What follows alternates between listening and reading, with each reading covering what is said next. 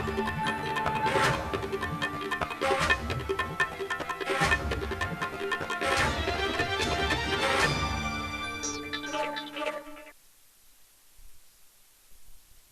स्वागत है आपका न्यूज इंडिया में। मैं हूं आपके साथ उमंग मथुर। आपको बता दें कि दुनिया के अधिकतर देशों में कोरोना का कहर बढ़ता जा रहा है और जिसके चलते वैश्विक अर्थव्यवस्था पर भी अब फर्क पड़ने लगा है। इसके साथ ही कोरोना के कारण तेल के कारोबार को कितना नुकसान पहुंचा। दरअसल 20 अप्रैल को अमेरिका में इसकी कीमत अब तक के इतिहास के सबसे निचले पायदान -$38 प्रति बैरल की दर पर पहुंच गई और इससे पहले पिछले 40 सालों में यह कभी भी $10 प्रति बैरल से नीचे नहीं गई थी।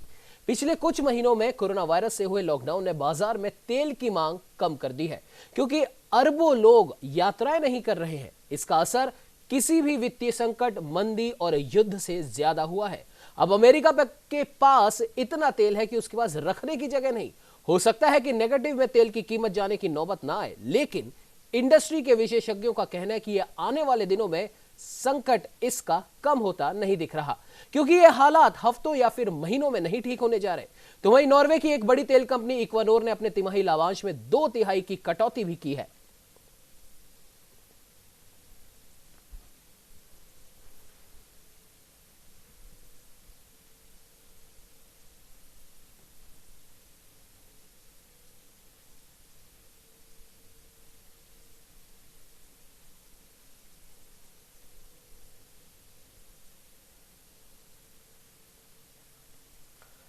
तो वही कोरोना वायरस की महामारी रोकने के लिए एक तरफ तो दुनिया भर के देश अपने यहां कड़ाई से लॉकडाउन लागू कर रहे हैं, तो दूसरी तरफ स्वीडन के बड़े हिस्से में ऐसी कोई पाबंदी नहीं है। स्वीडन में रोजमर्रा की जिंदगी और आर्थिक गतिविधियां चालू रखने के फैसले को जनता का व्यापक समर्थन मिला।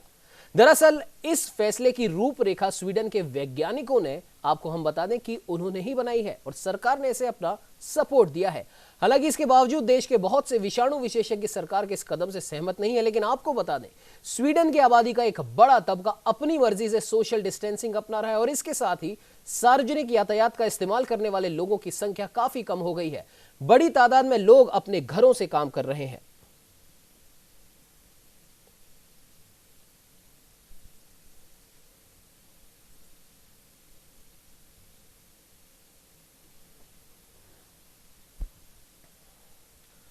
तो वहीं इंसानों के बाद अब दुनिया के अलग अलग हिस्सों में जानवरों के कोविड-19 पॉजिटिव होने की भी खबरें हैं। तो वहीं हांगकांग में एक कुत्ते और बेल्जियम में एक बिल्ली को कोविड-19 पॉजिटिव पाया गया। ये सबसे शुरुआती मामले थे जब जानवरों में कोविड-19 की पुष्टि हुई थी और इन दोनों ही मामलों के संदर्भ में कहा गया कि इनके मालिकों में कोरोना वायरस के लक्षण थे और संभव है जानवरों को कोविड-19 का संक्रमण हुआ। तो वहीं न्यूयॉर्क में 23 अप्रैल को 2 पालतू बिल्लियों में भी कोरोना का संक्रमण पाया गया। यह संक्रमण बिल्लियों में उनके मालिकों से फैला माना जा रहा है। जानवरों में संक्रमण का सबसे अधिक चौंकाने वाला मामला तब सामने आया जब न्यूयॉर्क के ब्रॉन्क्स चिड़ियाघर में एक बाघिन कोविड-19 पॉजिटिव पाई गई।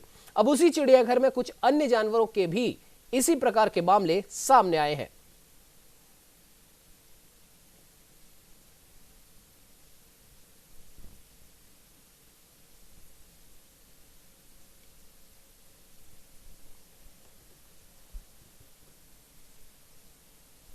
तो वहीं प्रधानमंत्री नरेंद्र मोदी ने आज एक बार फिर रेडियो कार्यक्रम मन की बात में देश को संबोधित किया। पीएम मोदी ने कहा कि कोरोना लॉकडाउन के दौरान लोगों का नजरिया बदला है। उन्होंने कहा, डॉक्टर हो, सफाई कर्मी हो या फिर अन्य सेवा करने वाले लोग, इतना ही नहीं, हमारी पुलिस व्यवस्था को लेकर भी अब आम लोगों की सोच में काफी बदलाव हुआ है। इस जज्बे से देशवासियों ने कुछ ना कुछ करने की ठान ली है। पीएम मोदी ने कहा कि हर मुश्किल हालात, हर लड़ाई कुछ ना कुछ सबक जरूर देती है। हम नई तकनीक के बदलावों की ओर आगे बढ़ रहे हैं और पूरा देश आज एक दूसरे की सहायता के लिए एक साथ खड़ा है। लॉकडाउन में गरीबों के लिए खाने से लेकर राशन तक की व्यवस्था हो, लोग इसका भी पालन कर रहे हैं। अस्पतालों की व्यवस्था हो, मेडिकल इक्विपमेंट का देश में निर्माण हो, आज पूरा देश एक लक्ष्य, एक दिशा के साथ साथ चल रहा है। आज को हमारे आसपास हो रही घटनाओं का हर लड़ाई कुछ न कुछ सबक देती है, कुछ न कुछ सिखा करके जाती है, सीख देती है, कुछ संभावनाओं के मार्ग बनाती है और कुछ नई मंजिलों की दिशा भी देती है। इस परिस्थिति में आप सब देशवासियों ने जो संकल्प शक्ति दिखाई है, उससे भारत में एक नए बदलाव की शुरुआत भी हुई है। हमारे बिजनेस, हमारे दफ्तर, हमारे शिक्षण संस्थान, हमारा मेडिकल सेक्टर, हर कोई तेजी से नए तकनीकी बदलावों की तरफ भी बढ़ रहे हैं। टेक्नोलॉजी के फ्रंट पर तो वाकई ऐसा लग रहा है कि देश का हर इनोवेटर नई परिस्थितियों के मुताबिक कुछ न कुछ नया निर्माण कर रहा है। साथियों, देश जब एक टीम बनकर के काम करता है, तब क्या कुछ होता है, ये हम अनुभव कर रहे हैं। आज केंद्र सरकार हो, राज्य सरकार हो, इनका हर एक विभाग और संस्थान राहत के लिए मिलजुल करके पूरी स्पीड से काम कर रहे हैं। हमारे एविएशन सेक्टर में काम कर रहे लोग हों, रेलवे कर्मचारी हो, ये दिन रात मेहनत कर रहे हैं ताकि देशवासियों को कम से कम समस्या हो। आप में से शायद बहुत लोगों को मालूम होगा कि देश के हर हिस्से में दवाइयों को पहुंचाने के लिए लाइफलाइन उड़ान नाम से एक विशेष अभियान चल रहा है। हमारे इन साथियों ने इतने कम समय में देश के भीतर ही 3 लाख किलोमीटर की हवाई उड़ान भरी है और 500 टन से अधिक मेडिकल सामग्री देश के कोने कोने में आप तक पहुंचाया है। इसी तरह रेलवे के साथ ही लॉकडाउन में भी लगातार मेहनत कर रहे हैं ताकि देश के आम लोगों को जरूरी वस्तुओं की कमी ना हो। इस काम के लिए भारतीय रेलवे करीब करीब 60 से अधिक रेल मार्ग पर 100 से भी ज्यादा पार्सल ट्रेन चला रही है। इसी तरह दवाओं की आपूर्ति में हमारे डाक विभाग के लोग बहुत अहम भूमिका निभा रहे हैं। हमारे ये सभी साथी सच्चे अर्थ में कोरोना के वॉरियर ही हैं। तो वही देश में कोरोना वायरस के मामले लगातार बढ़ते जा रहे हैं और इसी बीच आरएसएस प्रमुख मोहन भागवत ने कहा कि सभी लोगों को अपने अपने घरों में रहकर ही इस जंग को जीतना है। उन्होंने कहा कि घर में रहकर लॉकडाउन और सोशल डिस्टेंसिंग का पालन करें, घर में रहें और ईश्वर से प्रार्थना करें। तो वहीं इस दौरान उन्होंने भड़काने वाले लोगों के बहकावे में न आने को भी कहा। आपको बता दें कि भागवत ने कहा है कि सामान्य सूचनाएं सबके लिए हैं, विशेष परिस्थितियां भी हैं, उनमें सबको राहत मिल जाए ये भी ध्यान रखना होगा। अपनी सेवा के दायरे में हर कोई आ जाए, अनुशासन को इतना लचीला रखना है। आदतें भी लोगों को अपनी ठीक रखनी है। लोगों को अब अनुभव हो गया है और वे तैयार है कि हमें भी अच्छाई का प्रचार प्रसार करना चाहिए। साथ ही साथ उन्होंने कहा कि हमें धैर्य रखना है, कितने दिन की नहीं सोचना, लगातार कार्य करते रहना है। कोरोना की महामारी के समय में अपने स्वास्थ्य को सुरक्षित रखने के जो जो नियम विहित है और हम लोगों को बताने वाले हैं, उन सबका पालन पहले अपने को करना है। वो पालन करते हुए भी हमको काम करना है। घर के बाहर निकलना पड़ेगा, लेकिन नियम बना है कि उसके लिए अनुमति चाहिए। लॉकडाउन है तो अनुमति पूर्वक ही काम करना, फिजिकल डिस्टेंस रखना है, अंतर रखना है, वो अंतर रखकर काम करना पड़ेगा। छोटी छोटी बातों में भी सहज रहकर स्वयं उसके पालन का उदाहरण बनकर हमको लोगों को बताना है और हम ये कर सकते हैं। महामारी नई है, उसने कहर मचाया है, लेकिन उससे डर जाने की आवश्यकता नहीं है। डरने से काम नहीं होता, डरने से संकट का बल ज्यादा बढ़ता है।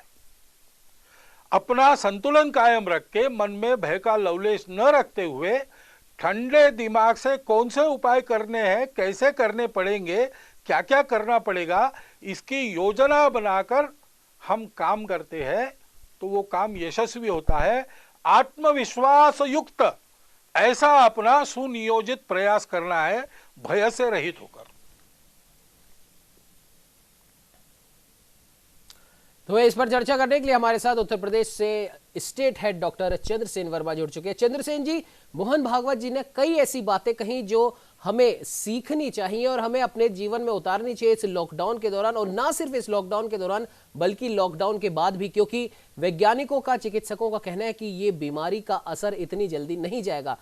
खैर, हालांकि ये सब बातें तो लगभग सभी लोग कह रहे हैं, लेकिन एक बहुत ही विशेष बात उन्होंने ये कही है कि जिस प्रकार से आरएसएस की जो बुराई कई लोग करते हैं कि हिंदूवादी संगठन है और अतिवादी लोग हैं और हिंदुत्व की बहुत भयंकर भावना है, मतलब कई तरीके से हिंदुत्व का बखान करते हैं और इस चीज में उनको बुराई की नजर से भी देखा जाता है। लेकिन आज उन्होंने एक तरीके से कह सकते हैं कि इसका जवाब दिया। उन्होंने कहा है कि आप सबको संयम रखना है, इस लॉकडाउन का पालन करना है और महामारी के इस काल में कई लोग हमें भड़काने वाली बात भी कहेंगे, उस पर हमें ध्यान नहीं देना है, हमें सबको साथ लेकर चलना है। अगर हम किसी की मदद कर सकते हैं, वो किसी भी धर्म का हो, किसी भी जाति का हो, उसकी मदद करनी है। और पालघर में हुई हिंसा के बारे में भी उन्होंने कहा, साधुओं की हत्या हुई है, ये चिंताजनक है और अफसोसजनक है, लेकिन पुलिस के ऊपर आरोप लगाना नहीं लगाना ये कानून का काम है, राजनीतिज्ञों का काम है, ये उन्हें ही करने दीजिए। हमें सिर्फ इस महामारी के इस काल में एक दूसरे की मदद करनी है, एक दूसरे का ध्यान रखना है, धर्म और जाति पाति के नाम पर अपना आपा नहीं खोना है। क्या कहेंगे चंद्रसेन जी? जी उमंग, आज मोहन भागवत ने कहा कि हम मनुष्य में भेद नहीं करते हैं, हमारी कोशिश होती है कि हम जरूरतमंदों तक पहुंचे और उनको सहायता पहुंचाएं। जी, प्रेम पर अपने मन से काम करना होगा और ये वक्त नहीं है कि हम किसी धर्म समुदाय की बात करें, किसी राजनीति की बात करें, कि कोरोना एक ऐसी महामारी है जिससे पूरा विश्व जूझ रहा है, अपना देश भी जूझ रहा है और ऐसे समय में हम सबको मिलकर लड़ना होगा और इस मिलकर ही इस लड़ाई से पार पाया जा सकता है। लेकिन मोहन भागवत ने अपने संबोधन में इशारों में ये भी कहा कि तबलीगी जमात को लेकर बात कही। उन्होंने कहा कि कोई उनको उल्टा सीधा भर देता है और तो वो ठीक नहीं है, क्योंकि वो क्वारंटाइन से उनको डर लगता है, वो भागने लगते हैं, वो छुपने लगते हैं। जी, ऐसा नहीं करना है, सबको एक साथ में लड़ना है। ये समय कोई धर्म के प्रचार प्रसार का नहीं है, एक विश्व की महामारी से लड़ने का ये संकेत है। जी बिल्कुल चंद्रसेन जी, वो बहुत बड़ी बात उन्होंने कही है और अगर हम इसे किसी खास संगठन से जोड़कर नहीं देखें तो हम ये कह सकते हैं कि एक तो उन्होंने जो भी लोग उनके ऊपर और आरएसएस के ऊपर जो आरोप लगाते हैं, एक तो उन्होंने उन सबका जवाब दे दिया कि आरएसएस की विचारधारा क्या है और वो खुद क्या सोचते हैं, और उन्होंने अपने अनुयायियों को या जो भी लोग इस संगठन से जुड़े हैं उन सबको संदेश दिया है कि 133 करोड़ से भी ज्यादा लोग इस भारत में निवास करते हैं, उन सभी लोगों में हम भी आते हैं और ये देश हमारा है, हमें देश के लिए सोचना है, ना कि अपने लिए सोचना है। क्या कहेंगे आप? जी बिल्कुल उमंग, आरएसएस प्रमुख ने आज ये कहा कि जो संघ के कार्यक्रम है वो इस समय उन्होंने अपने जो रोज कार्यक्रम होते हैं उनको उन्होंने रद्द किए हैं, लेकिन उनका दूसरा काम चालू है। ऐसी स्थिति के बीच में सेवा के भाव से लोगों के बीच में रहना है और आरएसएस चीफ ने साफ ये कहा कि हम अपना डंका बजाने के लिए काम नहीं करते, हम अपने देश और समाज के लिए काम करते हैं। उन्होंने कहा कोरोना महामारी से लड़ने के लिए हमें ठंडे दिमाग से काम करना पड़ेगा और इससे बचने का प्रयास करना पड़ेगा। और उन्होंने संकेत भी दिए कि कुछ समय के बाद में स्कूल खुलेंगे, कॉलेजेस खुलेंगे, तब हमें ध्यान रखना होगा कि हमें छोटी छोटी संख्या में क्लास लगाएं, फिजिकल डिस्टेंस रखें हम, और या ई क्लासेस से हमें सहारा लेना पड़ेगा, क्योंकि जैसे ही कोरोना के बाद लॉकडाउन खुलेगा लोगों में भीड़ बढ़ेगी, लोग सड़कों पे आएंगे, लोग बाजारों में जाएंगे, तो उस समय बहुत सावधानी की जरूरत है, क्योंकि ऐसी महामारी है जो उस समय अपने प्रचंड रूप ले लेगी, उससे बचने की जरूरत है। जी बिल्कुल चंद्रसेन जी, आपने सही कहा और आगे की भी योजना और आगे हमें क्या कुछ करना है उसके भी संकेत मोहन भागवत जी ने दिए हैं। खैर, इस पूरी खबर पे बात करने के लिए आपका बहुत बहुत धन्यवाद।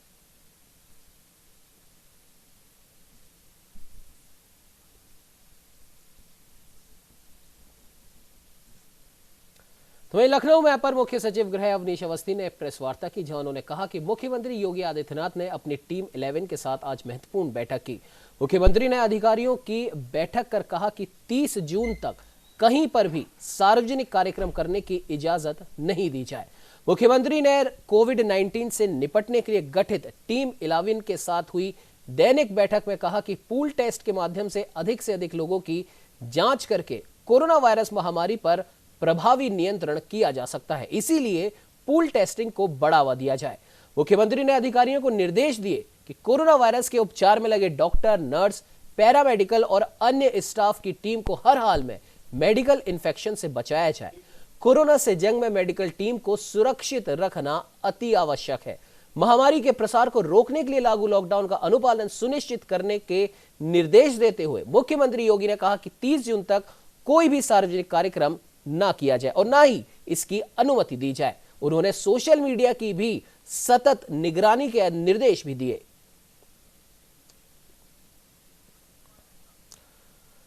तो इस पर बात करने के लिए लखनऊ से हमारे वरिष्ठ संवाददाता मनीष मिश्रा हमारे साथ जुड़ चुके हैं। मनीष जी, जिस प्रकार से आज अवनीश अवस्थी जी ने अपनी प्रेस वार्ता की है, मुख्यमंत्री योगी आदित्यनाथ की टीम 11 के साथ हुई बैठक के जो मुख्य पॉइंट्स थे वो उन्होंने यहां पर बताया और उसमें सबसे जो इंपॉर्टेंट चीज यहां पर निकल के आई है वो ये है कि 30 जून तक के लिए मुख्यमंत्री योगी आदित्यनाथ ने कहा है कि इस लॉकडाउन के दौरान भी और लॉकडाउन के बाद भी सोशल डिस्टेंसिंग का पालन करने के विशेष निर्देश उन्होंने दिए हैं। क्या कहेंगे मनीष जी?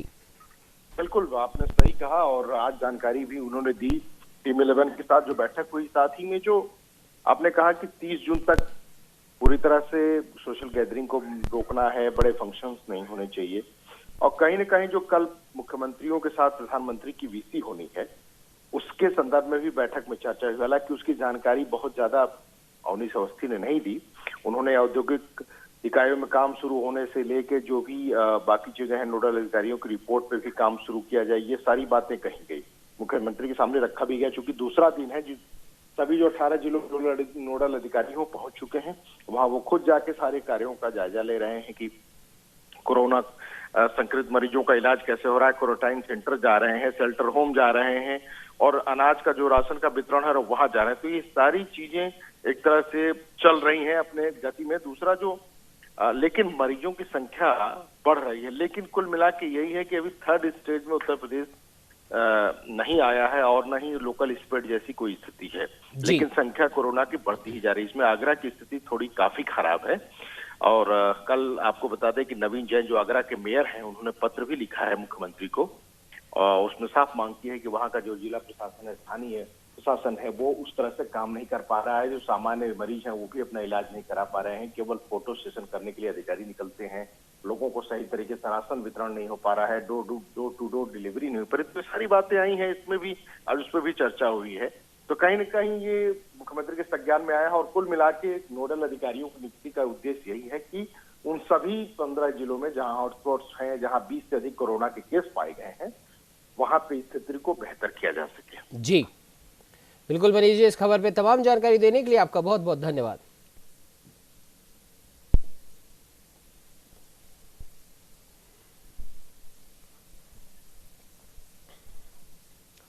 तो देश में कोरोना वायरस के बढ़ते संक्रमण के बीच चंडीगढ़ पीजीआई से एक राहत भरी खबर सामने आई।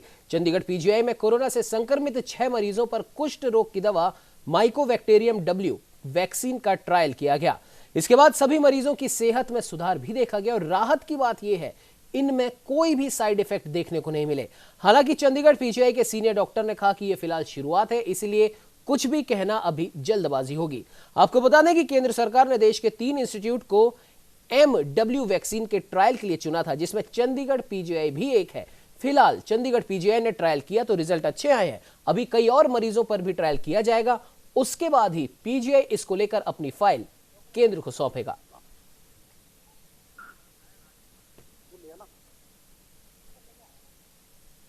तो इस पर ज्यादा जानकारी के लिए हमारे साथ हमारे संवाददाता राजकुमार शर्मा हमारे साथ जुड़े। जी राजकुमार, क्या कुछ अपडेट है इस खबर पर? जी, ये पीजीआई ने जो है एक वैक्सीन तैयार की है और इस पे जब टेस्ट चल रहे हैं और अगर वो टेस्ट जो पॉजिटिव आते हैं तो इससे काफी कोरोना पॉजिटिव को लाभ होगा। हालांकि पीजीआई ने जो है 6 मरीजों कोरोना के मरीजों पर इसको टेस्ट किया गया, जिसमें से जो 3 पेशेंट हैं उनको 50% जो है इससे लाभ हुआ है। और हरियाणा के जो स्वास्थ्य मंत्री अनिल विज हैं उन्होंने भी कहा है कि अगर ये वैक्सीन तैयार हो जाती है और इसके रिजल्ट अच्छे आते हैं तो इससे जो है कोरोना वायरस के जो संक्रमक लोग हैं उनके लिए एक जो अच्छी खबर सामने आई। जी बिल्कुल राजकुमार जी, इस खबर पे तमाम जानकारी देने के लिए आपका बहुत बहुत धन्यवाद।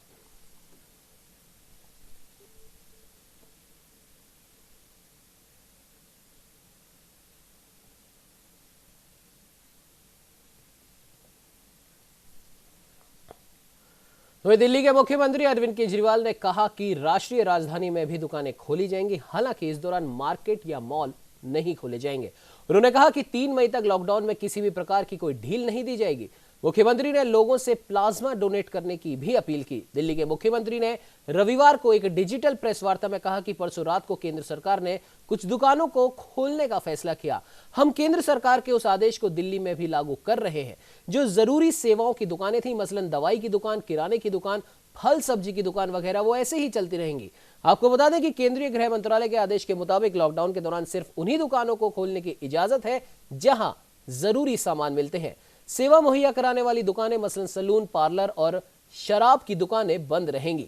शॉपिंग कॉम्प्लेक्स और मॉल, ब्रांड और मल्टी ब्रांड की दुकानें भी नहीं खुलेंगी। जो दुकानें खुलेंगी उनमें मास्क के साथ सोशल डिस्टेंसिंग का भी पालन करना होगा।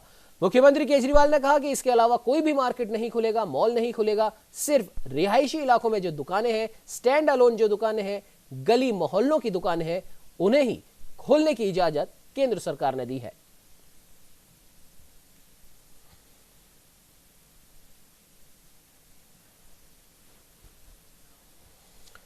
वहीं महाराष्ट्र के मुख्यमंत्री उद्धव ठाकरे ने कहा कि राज्य में फंसे मजदूरों को वापस भेजने के लिए सरकार हर संभव कोशिश कर रही है।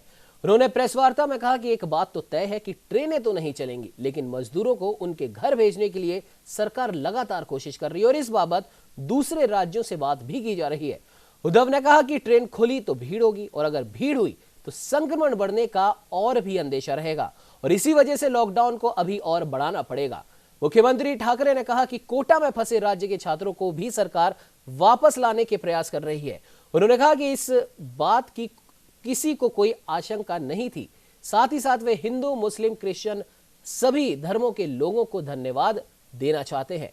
उद्धव ठाकरे ने मुस्लिम समुदाय के लोगों से अपील करते हुए कहा कि वो कोरोना से इस जंग में सहयोग करें। उन्होंने कहा कि अभी गलियों में आकर नमाज पढ़ने का वक्त नहीं है। मुख्यमंत्री ठाकरे ने कहा कि वे अपील करते हैं कि लोग अपने घरों में रहकर ही नमाज अदा करें।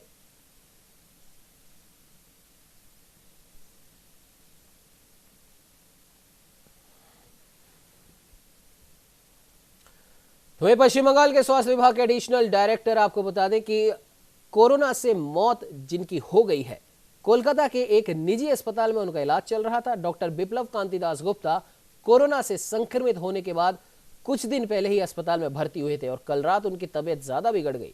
डॉक्टर ने उन्हें बचाने की कोशिश की, लेकिन उनकी हालत लगातार बिगड़ती चली गई। रिपोर्ट के मुताबिक पश्चिम बंगाल में चिकित्सा बिरादरी से यह पहली मौत है। डॉक्टर बिप्लब कांतिदास गुप्ता की पत्नी की कोरोना रिपोर्ट भी पॉजिटिव है। उनका अभी अस्पताल में इलाज चल रहा है। पश्चिम बंगाल में डॉक्टरों के संगठन वेस्ट बंगाल डॉक्टर्स फोरम ने कहा, कोरोना से इलाज के लिए राज्य में संसाधनों की कमी है। डॉक्टरों के फोरम ने कहा कि राज्य के सभी स्वास्थ्य कर्मियों की कोरोना टेस्टिंग की जाए और इसके अलावा पर्याप्त मात्रा में पीपीई किट की भी व्यवस्था की जाए।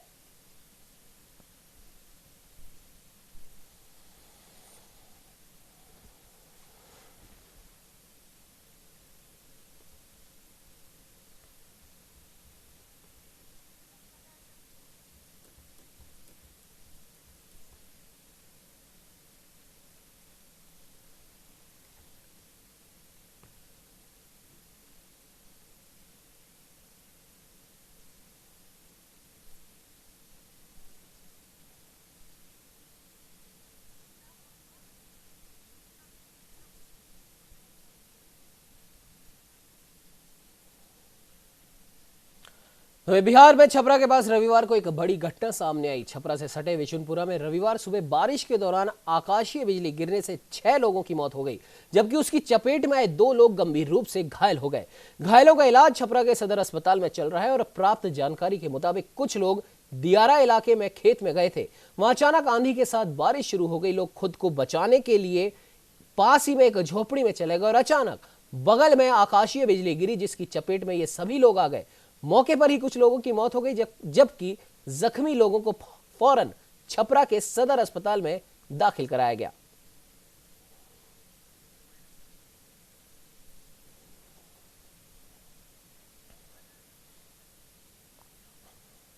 इस बुलेटिन में फिलहाल इतना ही। आप बने रहिए हमारे साथ और देखते रहिए न्यूज़ इंडिया।